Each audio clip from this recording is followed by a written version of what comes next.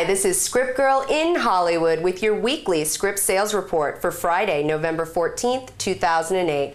Well, it was a good week for neophyte scribes as two big buzz scripts by first-timers sold for crazy cash in Movietown. First up, Ari Rubin's Black Hawk Down prison riot mashup, temporarily titled The Delta Force Prison Project, sold to Warner Brothers for 7 figures after a ferocious bidding war. The action thriller is based on the true story of a 1987 uprising at the Atlanta Federal Penitentiary in which more than 100 staff members were taken hostage. The ensuing standoff became so intense that Delta Force troops were called in to retake the prison. Michael DeLuca and Wild Eyes Films' Aaron and Mark Bowden will produce with I Am Legend's Francis Lawrence in the director's chair. Rubin is repped by CAA. And the next newbie soon to be paying off his student loans is USC alumnus Kyle Killen, who made just that when his much talked about dramedy spec The Beaver was picked up by anonymous content as a vehicle for Steve Carell. To the disappointment of teenage boys everywhere, the script is about a man who develops a touching, if bizarre, relationship with the Beaver hand puppet he refuses to take off. Well, looks like I finally made it. Headlining an A-list picture, and it pays very well. Though I did get a rather raw deal on the back end.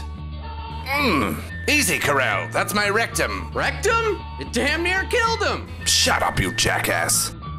Dan Rosen and Dave Gibbs sold their comedy Freeloaders to Broken Lizard Films. In it, the Lizard Gang will portray 5 hangers-on living the rock and roll fantasy in a jukebox hero's luxurious mansion. Hijinks ensue when their rock star benefactor decides to sell his home. The project certainly has its share of pop music cred. Co-producer Adam Duritz is the lead singer of Counting Crows, and co-writer Dave Gibbs fronts Gigolo Ants. A trio of oddball remakes was announced this week to a resounding WTF from industry observers. The first is At a Funeral, written by Chris Rock and Aisha Carr for Screen Gems and Sydney Kimmel Entertainment. This project is described as an urban re-imaging of the film Death at a Funeral, which was released way back in the year 2007. Next, Chris Murphy has penned a remake of The Karate Kid for Columbia Pictures and Weintraub Productions.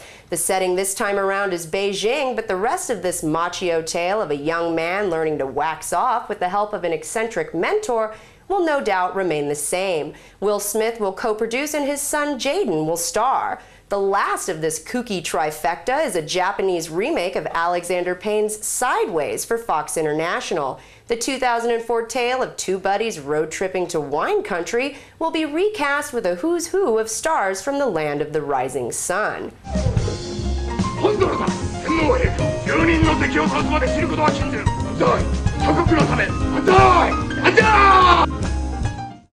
And finally, decide if you want to be the race car, wheelbarrow, top hat, or thimble, and get ready for Monopoly the Movie.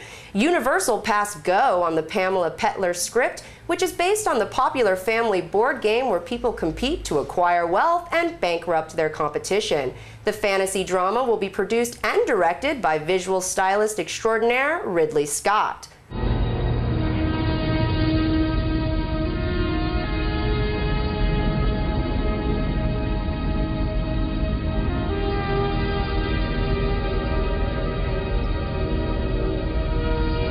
I've seen things you players wouldn't believe. Battleships landing on the Pennsylvania Railroad. Community chess cards fluttering by Boardwalk and Park Place. All those moves will be lost in time, like tears in rain. Time to lose. I don't know why he let me win. Maybe in those last moments he loved games more than he ever had before. Any game, even this long, boring one. All I could do was sit there and watch him cry. Oh, you've done a man's job, sir. By the way, I've seen the director's cut. You are a replicant too. Petler is repped by the William Morris Agency. That's all for now. Remember, you can't sell it if you don't write it.